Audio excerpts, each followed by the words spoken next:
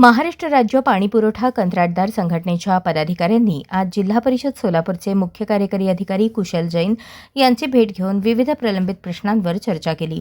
या बैठकीत कंत्राटदारांना दिलासा देणारे काही महत्त्वाचे निर्णय होण्याची शक्यता व्यक्त करण्यात आली। बैठकीदरम्यान 8 जून 2026 रोजी महाराष्ट्र शासनाने जारी केलेल्या परिपत्रकानुसार सोलापूर जिल्ह्यातील संबंधित कामांना विनादंड मुदतवाढ देण्याबाबत तसेच प्रत्येक कामाचा स्वतंत्रपणे केस टू केस पद्धतीने आढावा घेण्याचे आश्वासन मुख्य कार्यकारी अधिकाऱ्यांनी दिल्याचे संघटनेच्या पदाधिकाऱ्यांनी सांगितले। तसेच जलजीवन मिशन अंतर्गत सोलापूर जिल्ह्यातील एकूण 46 कामांवर आकारण्यात आलेला 10% दंड आषाढी वारीनंतर संघटनेसोबत बैठक घेऊन माफ करण्याबाबत सकारात्मक विचार केला जाईल असेही बैठकीत आश्वासित करण्यात आले।